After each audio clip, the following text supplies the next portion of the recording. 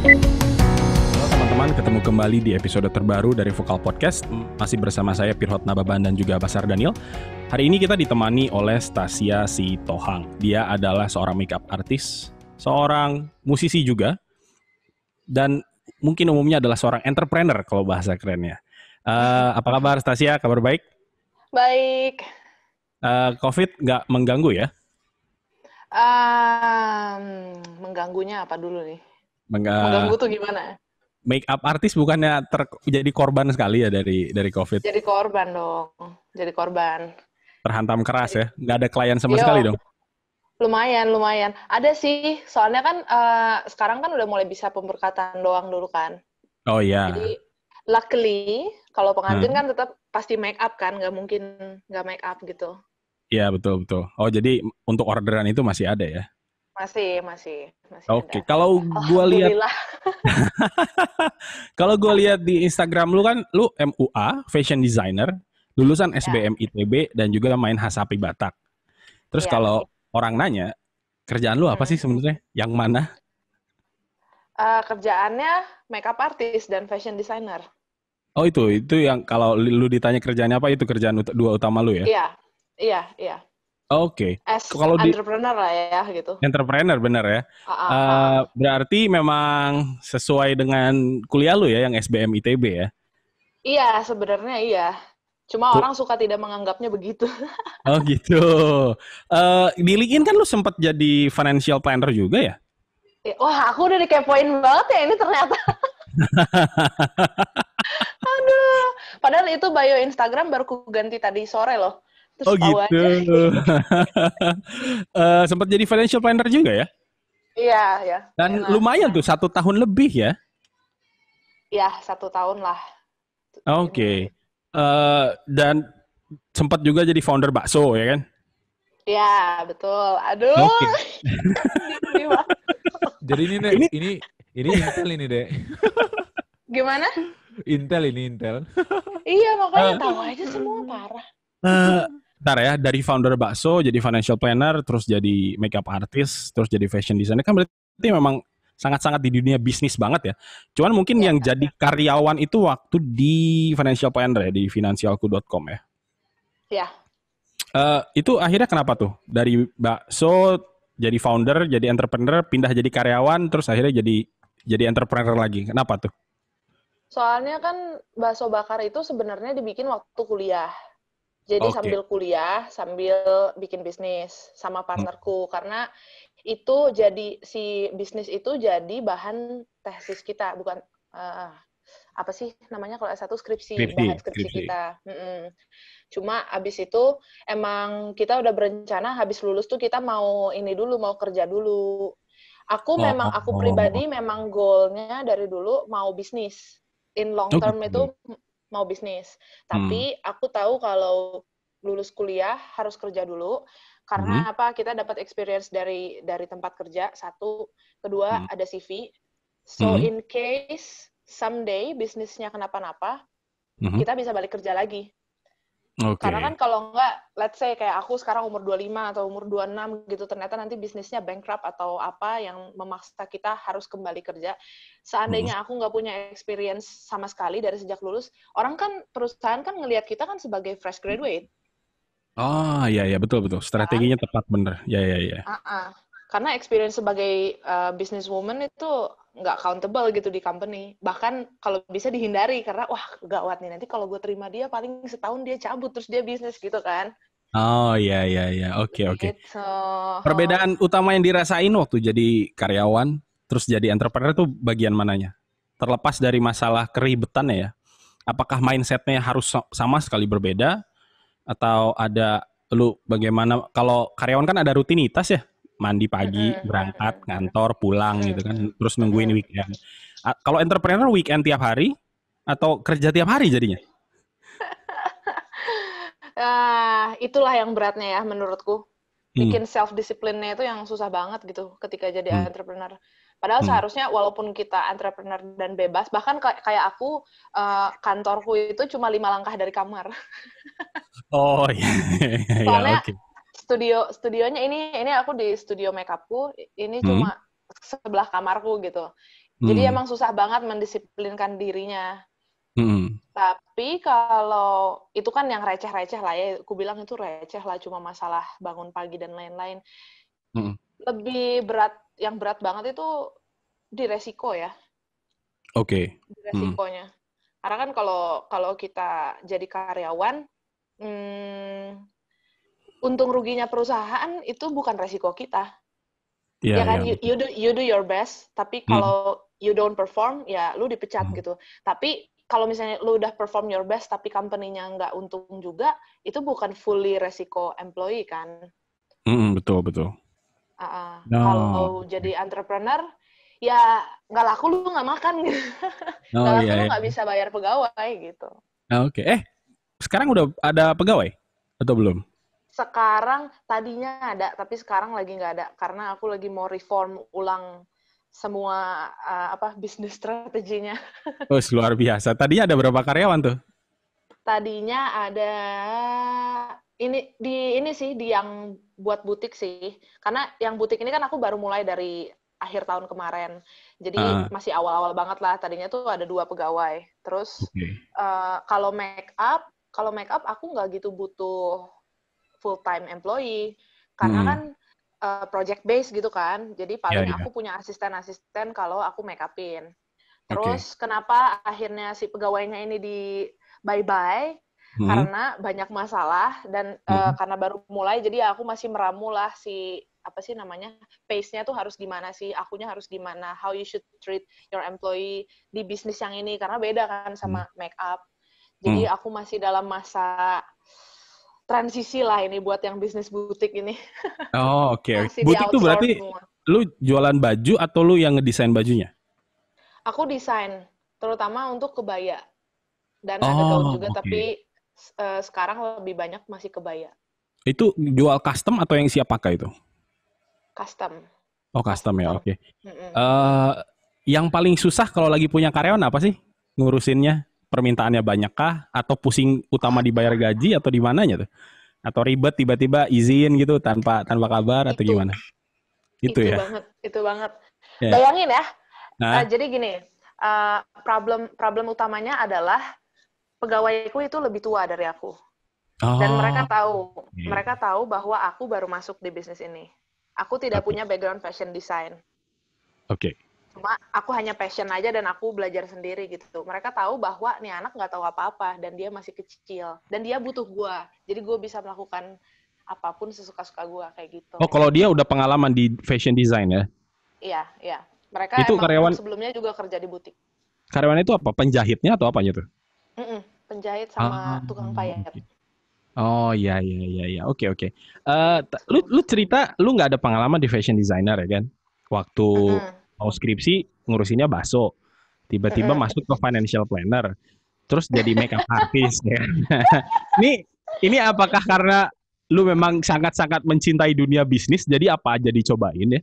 Atau memang misalnya nih, lu dari zaman kecil dari zaman SD tuh emang suka dandan atau suka makan akhirnya bikin bakso atau memang dari dulu suka mix and match baju akhirnya jadi fashion designer. Kalau dari kecil sebenarnya cita-citanya dua. Kalau nggak jadi musisi, kalau nggak jadi fashion designer. Jadi emang Oh, dari kecil oke. tuh suka gambar-gambar, terus ngedesain-desain Oh iya gaun. iya. Tapi selalu wedding. Nggak tahu aku Oh, kayak dari dulu kayak passionate banget aja gitu lihat wedding tuh, terus lihat orang pakai baju pengantin tuh kayak ih keren banget gitu. hmm, Gitu. Nah terus pas oke.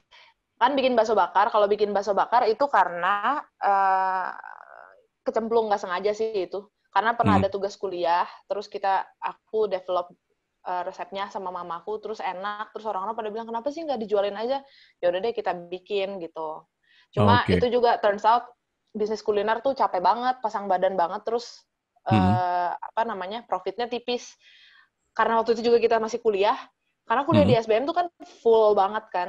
Jadi Iya iya. sambil ngurus kuliah yang full banget gitu sama bisnis kuliner yang begitu beratnya, terus kita menyerah, capek banget udah menyerah. Oh, oke. Gitu. Tapi bukannya kalau kata orang-orang bisnis kuliner itu marginnya gede ya? Enggak ya berarti ya? Enggak. Karena Oke. orang bisa bilang gitu kalau cuma Hmm. ngitung dari COGS doang, tapi suka lupa ngitung overhead-nya. Ya ya ya ya. Oke oke. Cogs-nya aja ya yang dihitung ya. Overhead-nya kadang Iya, orang lupa ya. Oke. Tapi benar. berarti bakso udah tutup sekarang ya? Udah nggak dilanjutin lagi. Nah, oke. Kalau musiknya, lu jadiin bisnis nggak sekarang? Nggak sih, lebih ke jadi employee lah kalau musik. Karena aku nggak bikin music entertainment-ku sendiri. Oke oke. Emang lu emang spesialisasinya di Hasapi Batak atau semua alat musik lu pernah pegang? Biola sebenarnya. Yang mainnya biola. Oke oke. Lu kenapa Nah, waktu itu pengen jadi musisi sih? Kan nggak ada duitnya ya. dulu, Tunggu dulu. dulu, Dia gimana? dia bilang musisi nggak ada duitnya karena dia juga mantan musisi deh. Oh, baik. Tapi itu benar. Kalau di Indonesia. Oke. Emang Eh, berat. Dulu tadinya tuh mau kuliah musik. Antara mau Oke. kuliah musik atau kuliah fashion design. Tapi kalau kuliah musik, aku nggak mau kuliah musik di Indonesia. Heeh. Karena udah tahu gitu opportunity-nya gimana. Soalnya dari SMP aku main sama teman-temanku anak-anak isi Jogja. Anak-anak seni musik isi Jogja. Jadi Ya menurut ya. mereka, kalau udah main sama kita, ngapain lagi lu kuliah di Indonesia gitu, mending lu cari ke luar negeri aja, tanpa lu kuliah juga lu udah main sama kita gitu masalahnya. Ya juga, bener juga ya, dia Benar. bilang gitu. Jadi tadinya mau Oke. kuliah musik ke luar negeri, nggak kesampean. Terus dicemplungin lah ke ITB kan sama Hmm. ayahanda, berhubung ayahanda kan dosen di ITB. Pada Heeh. akhirnya semua dosen ITB akan menyarankan anaknya, kamu kayaknya masuk ITB aja deh, ini kayaknya cocok gitu. Kecemplung lah Oke. Barbie kan. Jadi ya aku tetap aja sih, tetap main biola ya buat senang-senang aja main di weddingan gitu. Oke. Itu fashion design-nya juga ditinggalin tuh akhirnya mimpi sekolah fashion design-nya. Iya, soalnya waktu itu mikir mahal banget kuliah fashion design. Taunya kuliah di Oh. SBM juga mahal. Tahu gitu, masuk fashion design aja. Oh gitu sekalian ya. Iya. Emang waktu itu Emang fashion design rencananya di mana? Di luar juga dong pasti. enggak. Waktu itu mau daftar SMOD. Terus Oh iya iya. pas lihat price list-nya, astagfirullah, enggak deh. Aku tahu diri aja. Pas lihat taunya SBM lebih mahal saat itu. Terus kayak, Oke. men, Nah, lu terus kalau lu dibilang makeup artist sama fashion designer, toh lu dua-duanya nggak ada yang sekolah kan? ya, Ya, ya. terus ngapain sekolah? Gimana ya? Eh, Kalau make up aku setuju. Sekolah tuh nggak harus kalau di Indonesia ya. Karena mm-mm.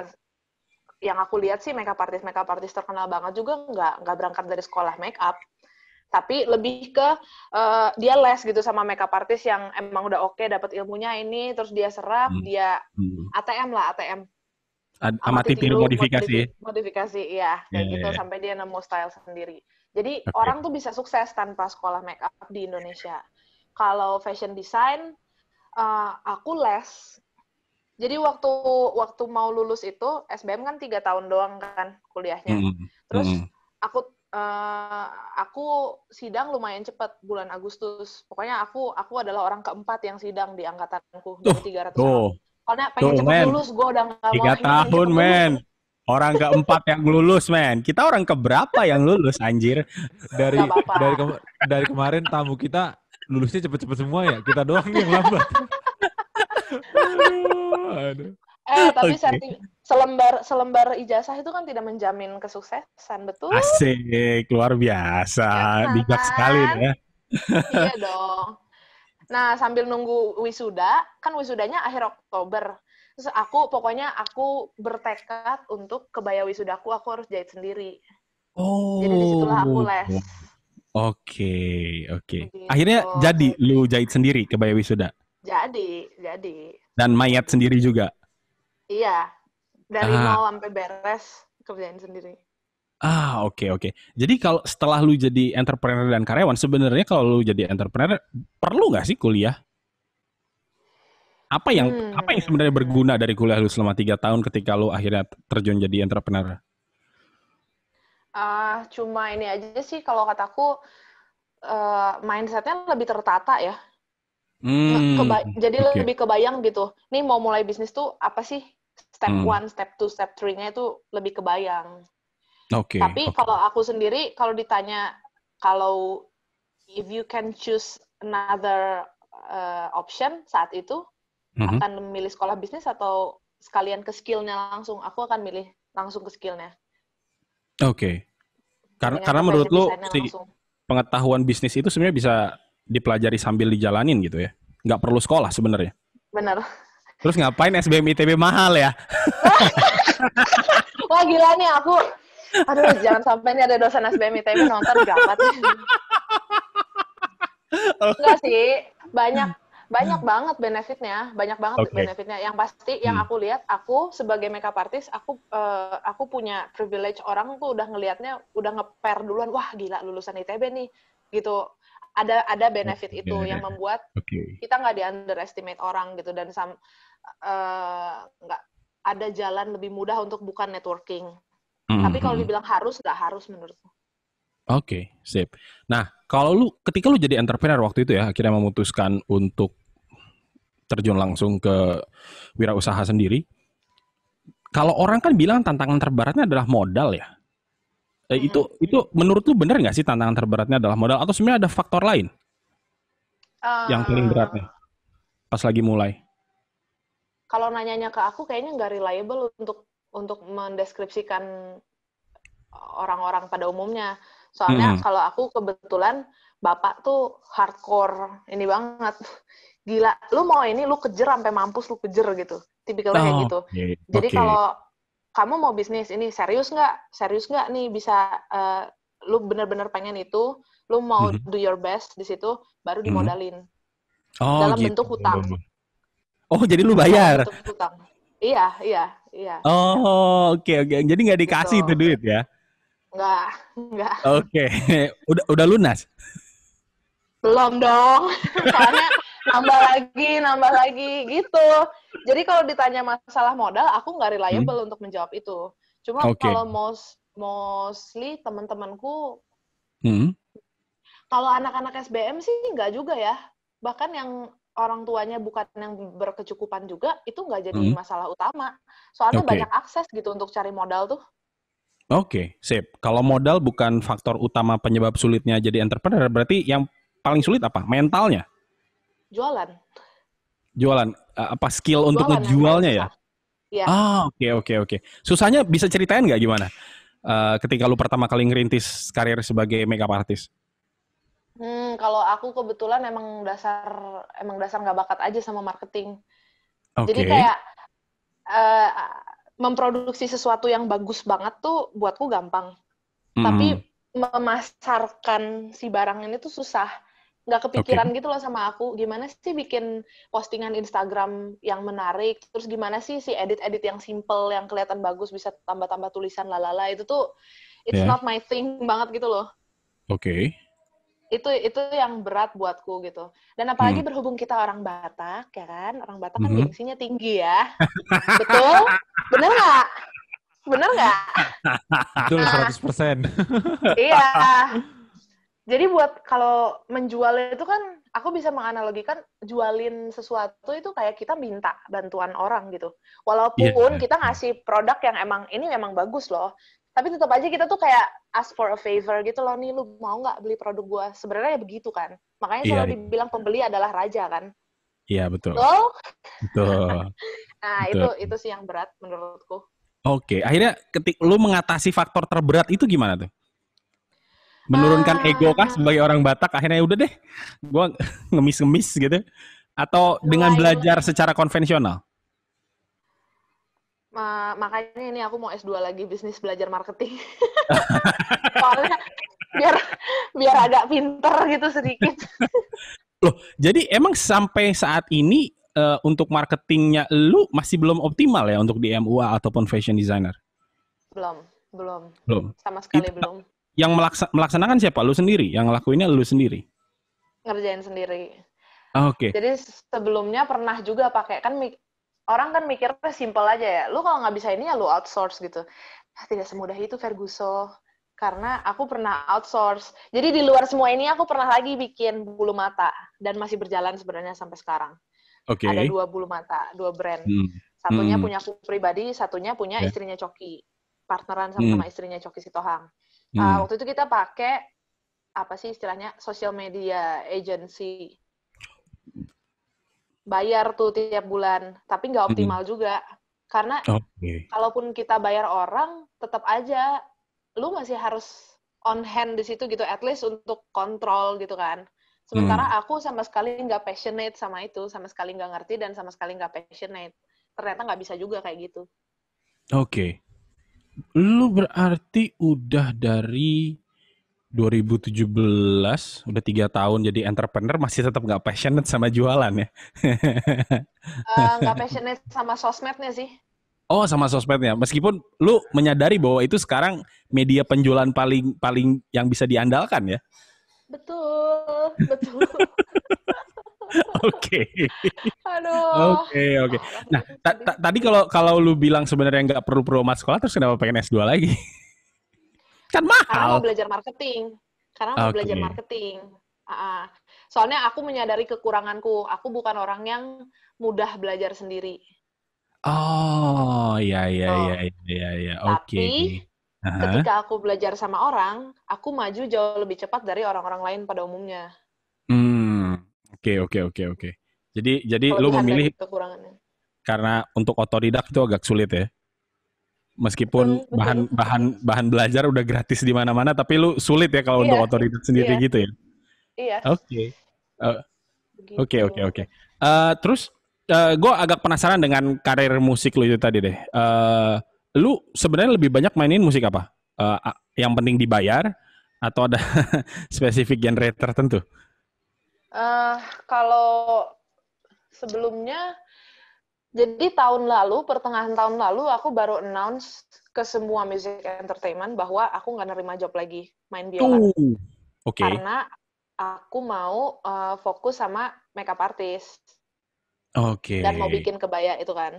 Oh, bentar, Soalnya bentar, bentar. kan kerjanya, Berarti lu itu untuk orderan musik itu lu ikut beberapa apa sih sebetulnya music entertainment music ya yang nanti entertainment. ngontak lu wedding di sini gitu ya lu ikut gitu ya.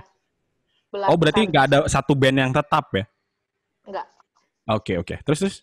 Ada sih satu yang sering, cuma nggak yang dikontrak harus sama dia juga. Jadi aku freelance Oke. sama belasan music entertainment. Oke, oke. Nah, Terus?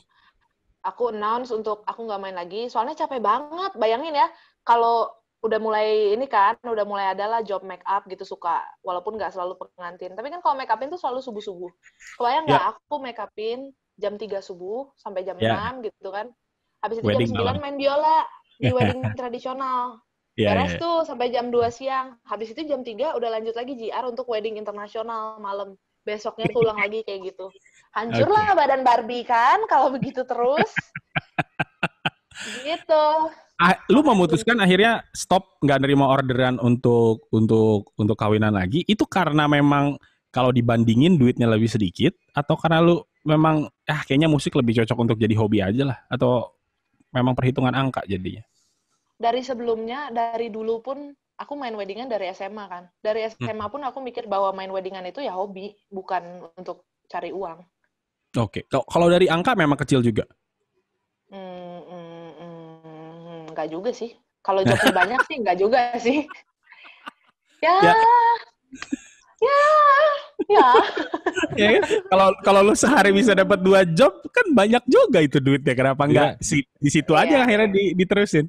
lu tau nggak dia tuh Nah, banyak banget job ininya, musiknya, weddingan dia. Oke, Cuman oke, cuman aduh, dia alhamdulillah ya. kalau dia ini kan apa orangnya multi talent, jadi ngerjain ini gitu loh. Nah, mungkin oke, kalau kalau kalau aku nangkepnya gimana ngatur waktunya gitu. Itu sih oke. kalau Itu, ya ngatur waktu.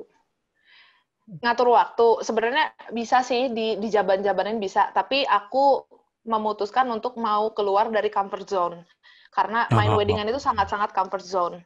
Aku iya, notice betul. teman-temanku juga yang pemusik itu bedanya ya pemusik yang main apa sih namanya session player sama artis, sama anak-anak yang main weddingan.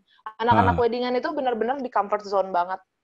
Oke. Comfort zone itu gimana sih? Karena lu main langsung dapat duit gitu ya? Dan maininnya lagu itu lagi. Iya, itu. Mainnya lagunya diulang-ulang ya. Ya. Terus. Dan jadwalnya itu kan membuat kita tuh ya pokoknya gimana ya? Udah day to day rutin terus gitu aja terus kita tuh nggak ngelihat challenge baru gitu loh di situ. Iya sih. Betul. Dan pasti kan namanya manusia kerja yang menurut kita gampang. Jadinya kan lama-lama udah template kan. Jadi udah gampang. Terus dapat duit dan duitnya nggak kecil. Comfort zone dong. Oh iya. Kalau udah sampai biasanya kalau udah sampai template itu udah bahaya banget ya. Iya. Dan rata-rata yang aku lihat itu jebakannya. Main wedding tuh emang paling enak. Lihat aja deh, nggak ada inovasi kan sebenarnya di musik pengiring wedding itu gitu-gitu aja dari dulu. Paling ya walaupun dulu tidak mendiskreditkan juga teman-teman yang pemain wedding, cuma yang aku lihat patternnya begitu. Oke. Jadi memang terbentuk satu kelompok yang mainnya wedding, satu kelompok session player gitu ya. Yok, ntar gua ngomong-ngomong wedding tuh yang nyanyi pas gua nikah tuh pemberkatan yang nyanyi si Stasia.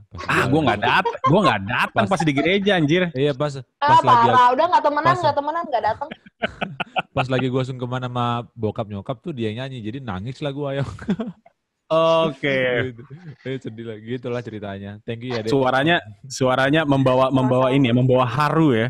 Iya, tapi kalau gua kan karena gua udah kenal lebih dulu Stasia daripada lu. Jadi Stasia ini orangnya, dia ini kan anak kota Yok, maksudnya tinggal di Bandung. Tapi Stasia ini belakangan ini selain dia suka main biola, dia tuh sangat tergila-gila dengan yang namanya musik Batak, terutama Hasapi. Dia kepengen banget desire dia tuh tinggi untuk tahu musik Batak itu seperti apa sih. Jadi dia sampai belajar sana, ketemu siapa gitu. Nah, itu bisa tuh belajar sendiri tuh. Enggak, itu nggak belajar sendiri tuh les. Tuh, lu bayangin, emang Hasapi ada lesnya? Iya, lu bayangin dia sampai ada les gitu loh. Lu kalau kita mah mana mau les gitu kan? Oh, Hasapi itu ada lesnya ya? Sebenarnya harusnya nggak ada, tapi aku bikin sendiri aja. Oh gitu. Waktu itu kenapa tiba-tiba pengen belajar Hasapi Batak? Apakah karena memang lu suka musik Batak atau ya itu comfort zone-nya bosan main biola gitu ya? Akhirnya coba yang lain yang lebih aneh gitu. Jomplang banget dari biola ke Hasapi, gila. Enggak jomplang lah Bang. Dari segi alat musik nih enggak jomplang, men.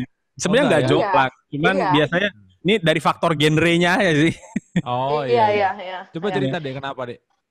Jadi kan tahun 2015, kalau tahu Opung Marsius Sitohang sama Opung Sarikawan Sitohang, pernah dengar Bapak-bapak? Gua belum. Aku pernah dengar. Kalau Siok ini Batak Dale deh. Oh. Aduh, jahat banget. Jadi Opung Marsius itu adalah maestro musik Batak Indonesia. Memang dapat gelar resmi maestro dari presiden. Aku nggak tahu, mungkin dari Pak SBY ya waktu itu. Jadi mereka tuh dulu aktivis opera Batak. Emang fenomenal banget lah pokoknya mainnya. Kebetulan waktu itu Opung ini berdua datang ke Bandung. Oke. Karena ada acara Story of Buku Ende waktu itu di Sabuga. Oh iya. Beliau ini main di situ. Terus diajaklah sama Bapak ke rumah. Karena kita itu dekat secara tarombonya kita dekat. Diajak sama Bapak ke rumah karena Bapak pengen kenal. Siapa sih ini yang Marga Sitohang, yang maestro musik Batak ini, pengen kenal, pengen tahu apa yang bisa disupport, gimana caranya ngembangin mereka. Datanglah ke rumah, ngobrol-ngobrol, Mama cerita, ini boruku nih main biola, dipanggil lah kan, coba main biola, pengen lihat, bla bla bla gitu ya, udah main. Terus kata Opung Sarikawan, cobain nih main Hasapi, coba bisa nggak? Soalnya kan ininya mirip, si fingeringnya kan siapa tahu bisa.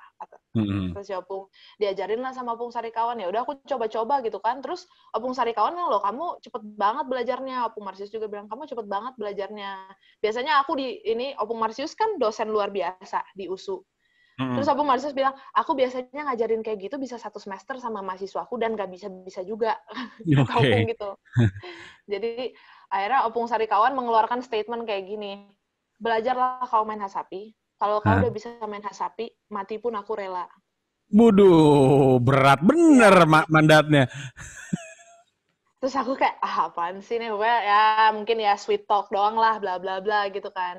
Iya. Akhirnya ya udahlah, bapak kan dengar itu, bapak sama mamaku tuh soalnya sangat peduli sama budaya Batak.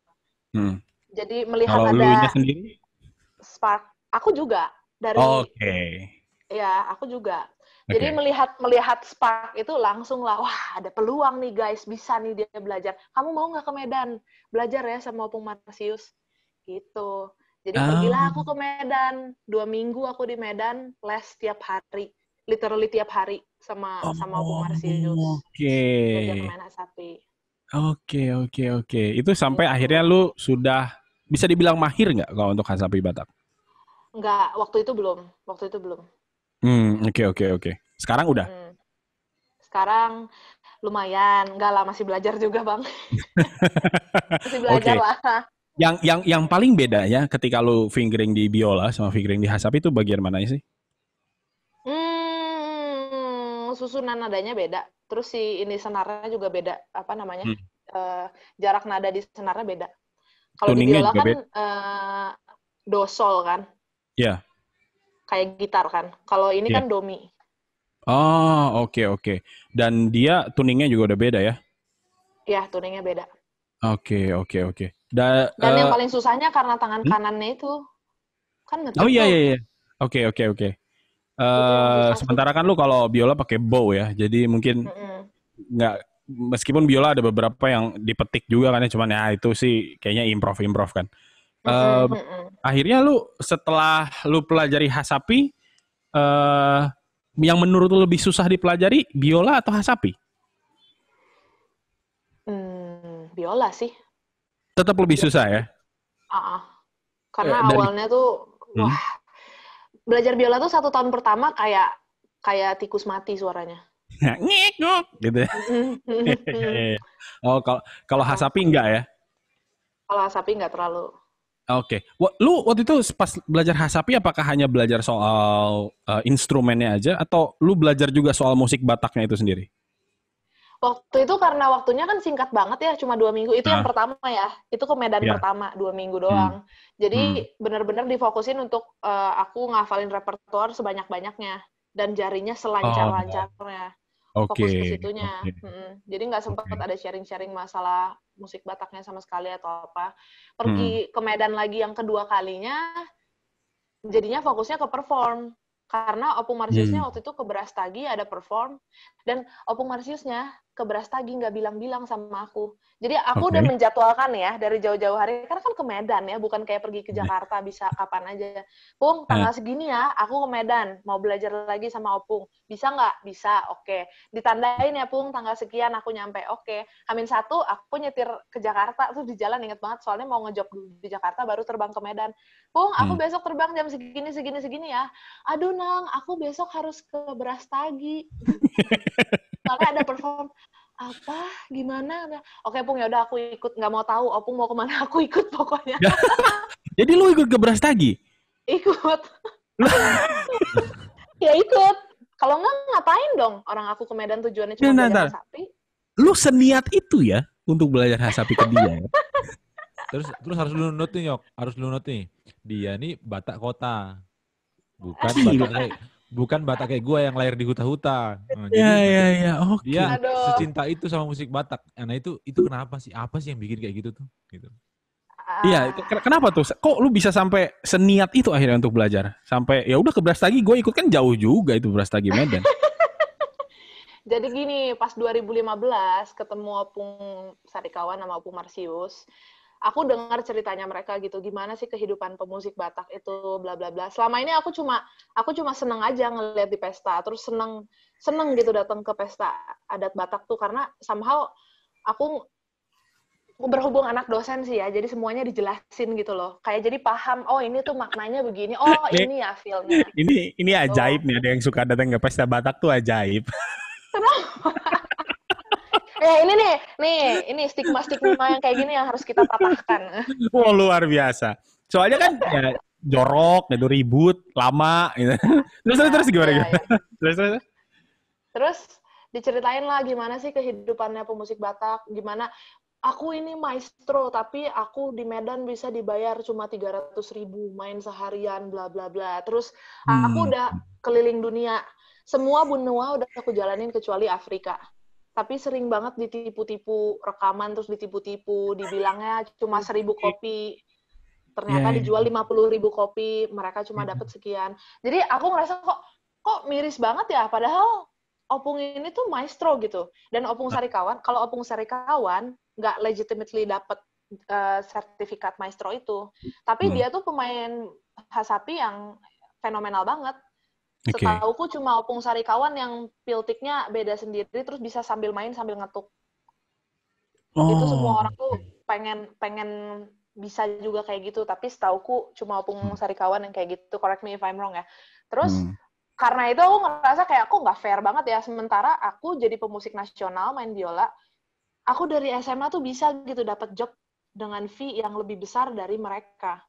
Padahal aku nggak sekolah musik, aku tidak mendedikasikan diriku untuk musik. Mereka nih seumur hidupnya tuh didedikasikan buat musik Batak. Kenapa mereka nggak di-appreciate gitu?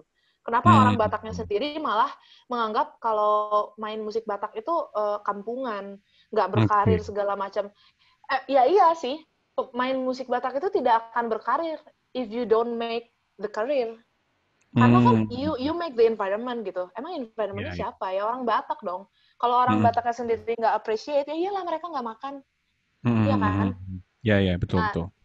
Jadi dari situ tuh aku mikir banget tuh, itu aku masih kuliah waktu itu, aku mikir banget, gila gue pengen banget bikin konser yang aku pengen bikin konser ini modern, tapi ada teaternya juga, karena ada message yang aku mau sampaikan ke naposo-naposo Batak. Karena menurutku, aku datang ke pesta Batak tuh, aku ngerti maknanya apa, kenapa ini acara ini dibikin gini, oh maknanya tuh ini tuh, ngapain sih ngasih ulos banyak-banyak banget kan capek. Ya itu kan doa, itu kan tanda kasih. Kenapa lu mengeluhkan itu gitu? Emang ya lama itu jadi simptom, tapi lu ngerti dong fundamentalnya apa. Itu yang aku pengen sampein gitu. Nah, aku pas 2015 tuh, gila ya, gue pengen banget nih bikin konser yang gede di Sabuga gitu dengan ini yang elit, manajemen yang elit, buat ngangkat derajatnya pemusik Batak. Supaya mereka tuh diapresiasi gitu, bahwa mereka tuh layak dapat fee yang setara atau bahkan lebih dari pemain musik nasional. Gitu. Makanya kenapa aku ini banget, aku juga niat banget belajar, karena setauku dan Opung dan orang-orang juga bilang belum ada pemain hasapi cewek waktu itu. Oke. Aku pikir aku kan bukan siapa-siapa nih. Tapi aku punya something yang aku pengen banget bilang ke semua orang. Nah, kalau lu bukan siapa-siapa, lu ngomong nggak ada yang mau denger. Jadi aku harus jadi seseorang dulu di komunitas ini. Oke. Begitu. Itu ngeri banget sih ceritanya ya. Kok ngeri? Lu tau gak, waktu dia cerita gitu, gue sampai merinding nih, Yok. Karena ngelihat gini nih, dia satu ya, maksudnya background-nya Stasia nih, kenapa dari tadi gue selalu notice bahwa dia orang di kota. Orang di kota mungkin karena modernitas segala macam dan perkembangan kehidupan yang mungkin tidak lagi seperti orang Batak biasanya, kayak di kampung kan orang berbahasa Batak nih orang tua. Kalau kayak di kota gini kan tidak semua lagi begitu kan, mengikuti kebiasaan di kota. Nah, itu aja sudah membuat itu perbedaannya jomplang, itu jauh. Jadi rasa istilahnya kalau orang Batak bilang itu habatakon ya. Habatakonnya udah beda gitu. Tapi Stasia ini nunjukin bahwa ada ya, aku sendiri gitu ya. Maksudnya aku nggak percaya bahwa ada orang seperti dia ini. Tapi di depan mataku sendiri aku lihat sendiri gitu. Dia kemarin kan sempat bikin konser Mas Sangge namanya. Teman-teman vokal bisa lihat nanti di YouTube. Sangge itu keren banget. Dan aku tuh nonton sama istriku. Dan dia bilang, dia sebagai orang Cina, dia bilang ini keren banget. Dia bilang, ini modern. Aku suka nonton konser Batak ini. Gitu. Jadi dia berhasil maksudnya menyampaikan menyampaikan message kepada kita bahwa ya kita memang harus ya kita harus appreciate memang sama budaya kita sendiri. Kalau nggak kita siapa lagi gitu kan. Nah ini mungkin yang jadi ya buat teman-teman yang suku Batak, ayolah sama-sama kita dukung, kita kembangkan dengan baik budaya kita pelihara, lalu kita juga mengapresiasi mereka terutama gitu ya. Sebenarnya kalau ini ya Bang, Kenapa aku bisa kayak gitu? Satu, aku cukup beruntung besar di keluarga yang satu memang peduli budaya Batak. Tapi tapi adalah orang tuaku adalah orang yang bekerja di bidang edukasi. Oke. Jadi kayak sosial dan kognitifnya tuh balance gitu. Nah, kebetulan bapakku sangat care sama budaya Batak. Jadi bapak membawa budaya Batak itu dipresentasikan ke aku dengan cara yang logis. Oke. Jadi bukan cuma kamu pokoknya harus gini, enggak kayak gitu. Jadi dijelasin, nih kenapa ini kayak gini? Karena begini. Dulunya di kampung itu begini. Jadi aku ngerti. Nah, terus dari kecil juga aku membiasakan diri kalau aku disuruh nyanyiin satu lagu, aku nggak mau nyanyi, tapi aku nggak ngerti itu lagu tentang apa.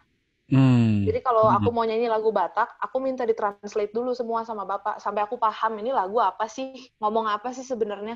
Gila, gitu. Seniman banget ini. Soalnya kan kalau menurutku ya kalau kita nyanyi atau kita bawain karya tapi kita nggak ngerti karya itu apa ya asal bunyi dong. Gimana? Iya, betul. Ya, kan? Tapi gini juga, Yok. Maksudku kita harus notice juga bahwa si Stasia ini kan papanya itu memberitahukan budaya itu dengan logik yang terbuka. Tidak, maksudku nggak mungkin angkatannya juga beda ya kali ya. Karena kalau angkatan kita kan pokoknya harus gini, pokoknya harus baru Batak, nikah sama baru Batak, harus gini. Nah, tanpa ada reasonnya gitu loh. Kasih tahu dong kenapa. Jadi kalau orang tuanya Stasia ini ngasih tahu dulu, oh ini begini loh. Jadi dia bisa menerima itu dengan terbuka dan mental yang sehat. Tidak menyimpan tanda tanya gitu. Kalau kita kan ini apa sih kenapa harus baru Batak, kenapa harus ini gitu loh. Jadi sudah beda memang pendekatannya. Ini yang harus dirubah sama orang Batak menurutku. Lu harus kawin sama Batak juga, Tas? Lu harus kawin sama Batak juga? Nggak dibilang begitu. Ini menarik nih. Aku ingat banget bapakku bilang gini. Kenapa sih disarankan menikah sama orang Batak juga? Yeah. Soalnya kalau kamu kebayang nggak sih kehidupan pernikahan itu nanti kamu tuh 24 hour, 24/7 kamu sama orang itu. Kebayang nggak kalau dia punya latar belakang at least budaya atau agama yang berbeda. Dia tuh hidup 20 sekian tahun gitu dengan budaya itu. Itu sudah jadi diri dia dan itu beda sama kamu. Ketika dibawa ke rumah bareng, kebayang nggak sih kamu tuh harus nyatuin dua kebiasaan yang udah terpatri di dua orang yang beda. Kalau misalnya budayanya sama, setidaknya kan akan lebih mudah lah. Bukan berarti pasti smooth semuanya, tapi at least lebih mudah gitu di situ. Untuk menyamakan itu tuh kamu nggak terlalu susah nyamain suhu lah istilahnya. Gitu dibilang gitu.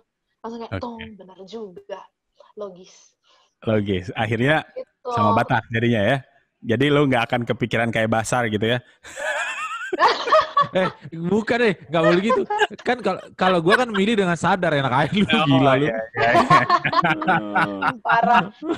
Bukan ya itu kan cuma contoh doang Pak. Ya, tapi juga nggak dibilang bahwa harus sih. Nggak dibilang harus. Cuma buatku cowok kalau nggak ada marganya ya udah bukan cowok gitu buat. Saya bukan cowok yang ngeri. Tapi poin yang lebih dalam dari Stasia itu Yok, maksudnya semua itu ada reasonnya Yok gitu loh. Ada sebab, ada kenapanya gitu loh. Jadi bukan asal ujuk-ujuk langsung harus gini. Gitu. Oke. Jadi sebenarnya message-ku itu Bang, harusnya ini go the other way round juga sama orang tuanya, bukan cuma sama Naposo doang. Soalnya aku tuh sering dengar dari teman-temanku gitu yang Batak juga tapi nggak ngerti apa-apa atau bahkan yang agak membenci gitu. Soalnya dia tuh gini, aku nanya ke orang tuaku, ini artinya apa sih ini bahasa Bataknya? Ini artinya apa? Ajarin dong bahasa Batak. Nantilah itu. Orang tuanya gitu. Jadi tanpa disadari ya peran orang tuanya juga yang membuat si anak ini tuh jadi kayak dia pengen maju juga ketutup. Nggak ada jalan. Oke. Wah, ini luar biasa nih ya si Stasia ini ya. Ketika di zaman sekarang orang sudah mulai banyak yang males sama adat Batak karena ribet gitu ya, karena lama. Yang terutama mungkin karena pesta Batak tuh jorok. Jadi tapi gue sebenarnya gue ada satu sih ya, maksudnya dulu gue suka males kan, sebel lihat orang bungkus-bungkus nih kalau misalnya habis makan atau di pesta-pesta tuh kan dibungkus. Sebel banget gue dulu Yok. Tapi akhirnya gue tahu kenapa ada kebanggaan ternyata tersirat di balik itu. Jadi nyokap gue bilang, mamaku bilang gini, itu bang, kalau orang itu bungkus makanan, itu berarti makanannya enak yang kita sediakan. Jadi mereka juga senang dan mereka sampai membawa itu pulang untuk mereka makan di rumah. Jadi itu sih pembenaran aja, men. Enggak. Itu filosofis juga, Yok. Jadi maksudku... Enggak juga, itu memang karena rakus aja. Enggak, itu maksudku gini, ya. Kalaupun itu pembenaran, kenapa kita nggak berpikir ke arah sana? Karena bagaimanapun gini, bahwa adat yang kita pelihara, yang kita pegang itu kan kita yang meneruskan. Peradabannya kita yang jaga dan statusnya, kualitinya kita juga yang jaga gitu. Jadi ya, we're agree to disagree gitu, lah kalau soal itu lah. Ya, kan? Kalau menurut lu alasan lu itu pembenaran anjir. Ya habis daripada sebel-sebel terus kan. Kenapa deh? Kalau menurutku ya Bang, itu sebenarnya berangkat dari reasoning yang baik. Tapi ketika dibawa ke kota, beda jadi gimana ya istilahnya, kayak ya berangkat dari reasoningnya benar reasoningnya kayak gitu. Dan yang aku rasa juga kalau di kampung itu kehidupannya kayaknya benar-benar semua tuh persaudaraan itu luar biasa gitu. Beda sama di kota. Tapi ketika orang dengan budaya begitu datang ke kota, tanpa dia ngerti kehidupan di kota tuh kenapa sih begini gitu. Jadinya kayak OKB. Oh iya betul. Jadi rakus itu adalah hasil dari karena dia tuh kaget dengan lingkungan sekitarnya gitu loh. Kalau menurutku sih gitu ya. Itu juga alasannya kenapa Pesta Batak jadi rame banget. Jadi sampai ribuan undangannya nggak karu-karuan, terus penuh-penuh nggak jelas. Kalau menurutku itu udah karena gengsi sih. Jadi orang dari reasoning yang baik di kampung datang ke kota, tapi dia tidak siap dengan kehidupan di kota, nggak siap dengan dinamika di kota, akhirnya jadi kayak OKB, terus jadi nggak jelas. Pokoknya, dia kaya. Kalau dia kaya, dia dipuja. Oke, berarti gue harus kayak gitu. Gimana pun caranya, gue harus terlihat kaya. Walaupun nggak benar-benar kaya. Gue berarti harus bikin pesta segede-gedenya. Terus gue harus, ini makanannya enak, di sini ada banyak makanan itu, bisa lah. Udah aku bawa yang banyak. Menurutku itu udah apa ya? Jadi lari lah ya dari esensinya. Pergeseran makna ya. Ya, betul. Pergeser. Lari kawan itu ya kalau bahasa orang di terminal kan. Kalau menurut Tes, kenapa sekarang musik Batak tuh selalu diidentikan hanya dengan 3 orang vokalis dan 1 orang keyboard tunggal? Apakah karena memang industri yang membentuk kayak gitu, terutama industri kawinan Batak ya? Atau karena memang ya yang penting orang Batak tuh yang penting ada musiknya aja, yang penting berisik dan bisa joget?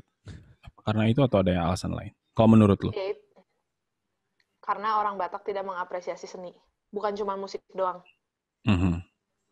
Tapi, itu kenapa bisa tiba-tiba orang Batak nggak mengapresiasi seni kalau menurut lo? Padahal historinya kaya sekali ya.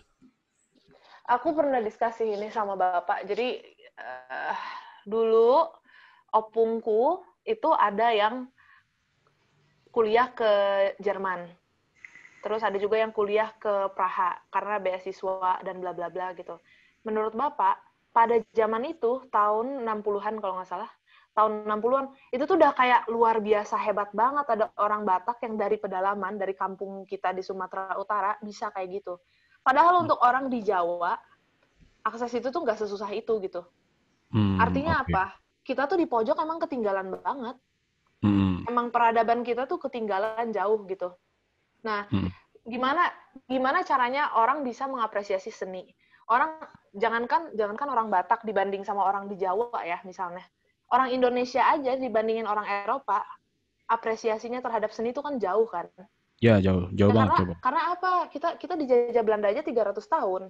Ya berarti kan kita ketinggalan banget gitu peradaban kita. Orang untuk mengapresiasi seni itu tuh panjang gitu prosesnya. Yang penting perut dia kenyang dulu. Habis perut dia kenyang baru otaknya bisa bekerja.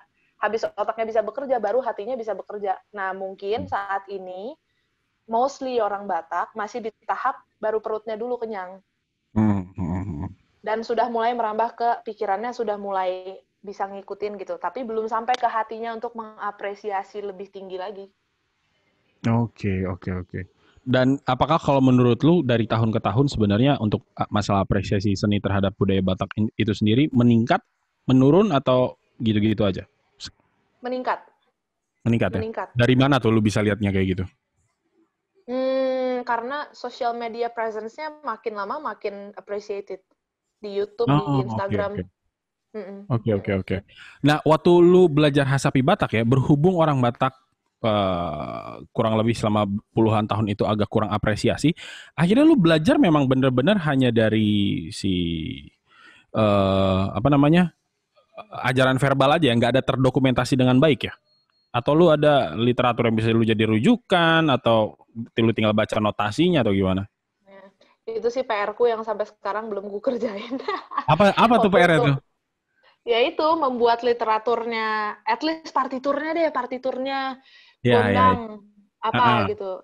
heeh. Itu tuh diminta Opung Marsius dulu, Oke. tolonglah bikinin partiturnya, aku kan nggak ngerti.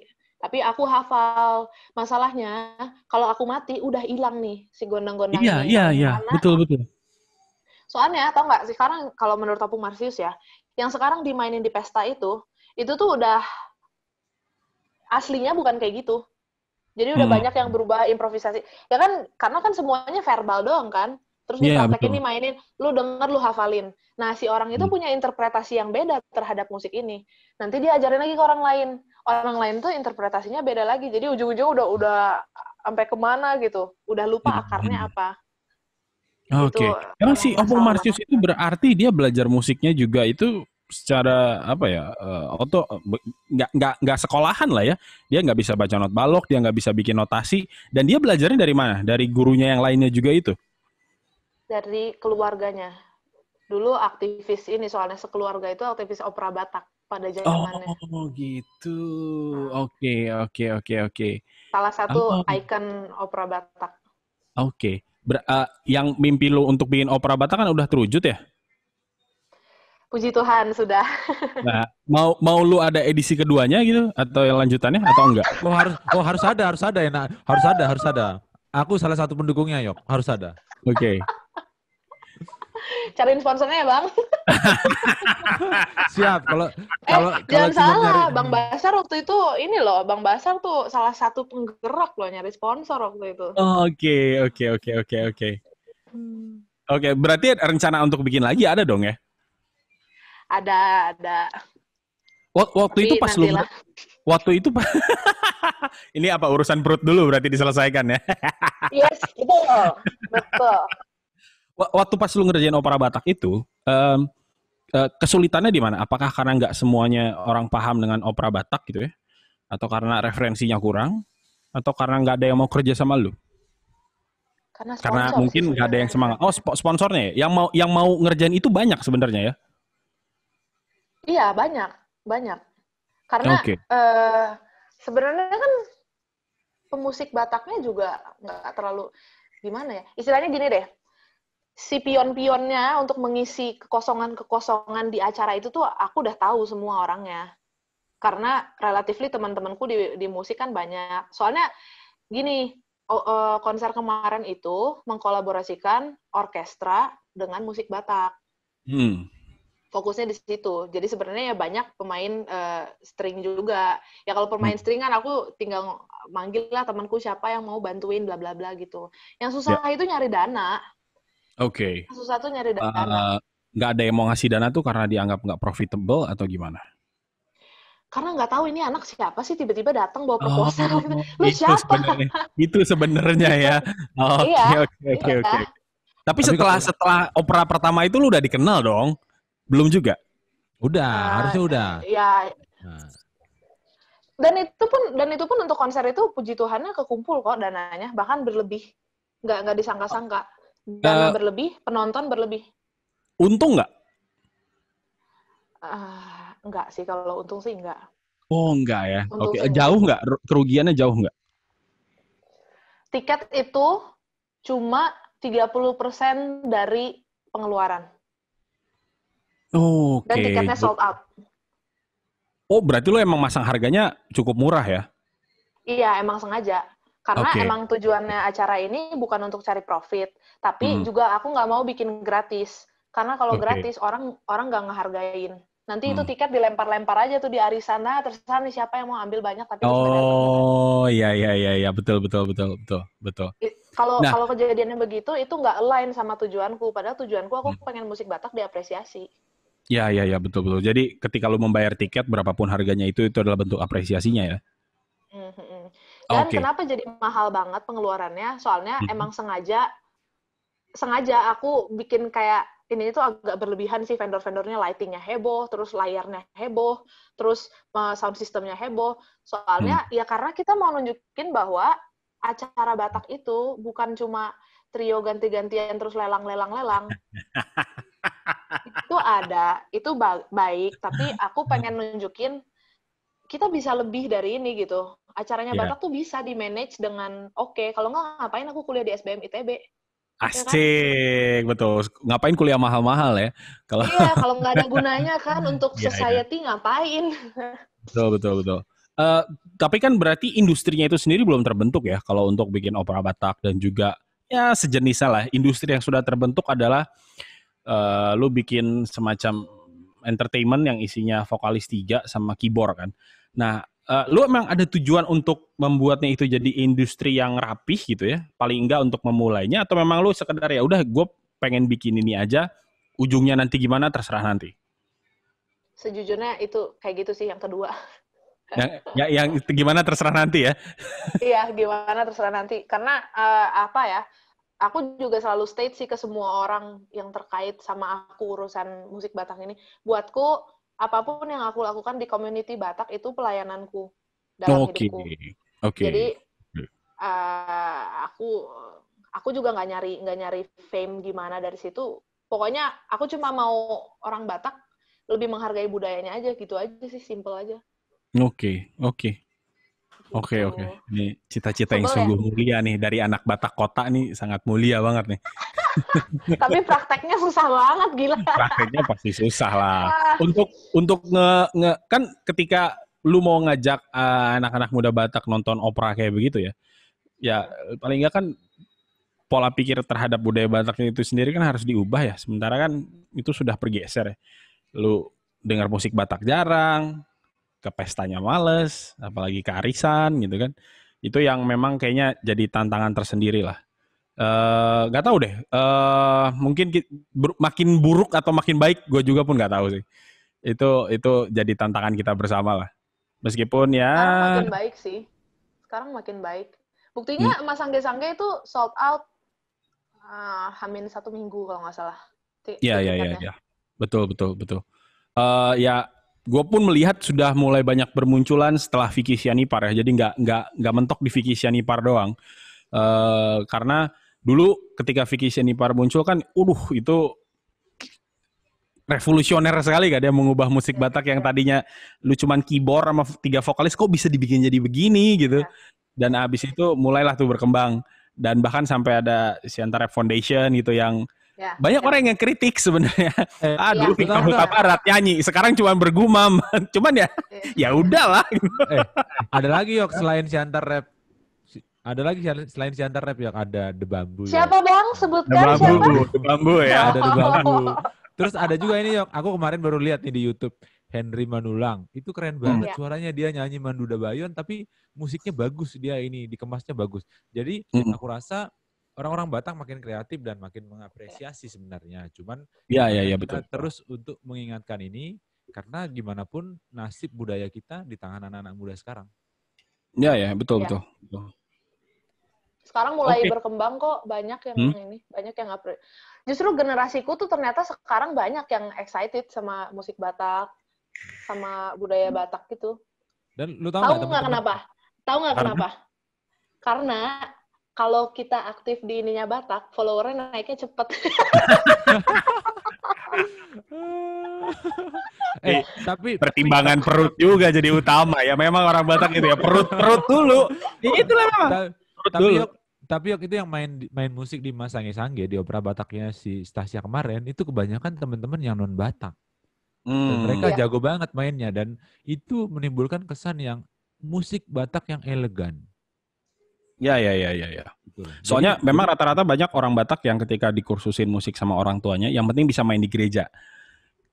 Ya, benar. Ketika tujuan itu tercapai, udah, habis itu nggak didorong lagi lebih jauh tuh enggak. Yang penting lo main di gereja aja tiap hari Minggu, udah. Bisa main lagu Tunggu ajaran ke QND. gereja ya. Parah. Jadi kita udah sejam gak kerasa nih. Senang banget ngobrol Iya ya. sama Stasia. Nanti Kalian kalau gak bosen apa dengerin aku? enggak. Inspiratif kok ceritanya. Nanti kapan-kapan mau lagi ya, Dek, kalau kita undang ngobrol ya. Kita ngobrolin soal apa lagi gitu ya. Ya, Jadi Siap. ada nggak nih titipan pesan buat teman-teman yang nonton yang soal budaya? Apa misalnya bagaimana mengapresiasi budaya Batak seperti apa? Ada Don't pesan judge a book by its cover. Oke. Jangan ngelihat budaya Batak tuh cuma dari luarnya doang, kulit-kulitnya gitu. Karena kalau kita ngelihat kulit-kulitnya doang, yang kita lihat tuh cuma simptomnya doang. Ya simptomnya yang tadi itu acaranya lama, jorok, bosen, panas. Yang kita lihat bakal itu doang gitu. Tapi ketika kita mau belajar dalamnya apa sih sebenarnya maknanya, itu tuh semua ternyata gila sih emang orang Batak tuh sayang banget sama anaknya. Ya, betul. Oke. Begitu Bapak-bapak. Siap. Terima kasih banyak Stasia untuk obrolannya kita di hari ini. Terima kasih udah meluangkan waktu. Udah meluangkan waktu sejam lebih ya. Siap. Buat teman-teman Vokal, terima kasih udah pantengin Vokal Channel. Jangan lupa subscribe dan juga tungguin episode-episode terbarunya di channel Vokal. Sampai jumpa kembali teman-teman. Terima kasih.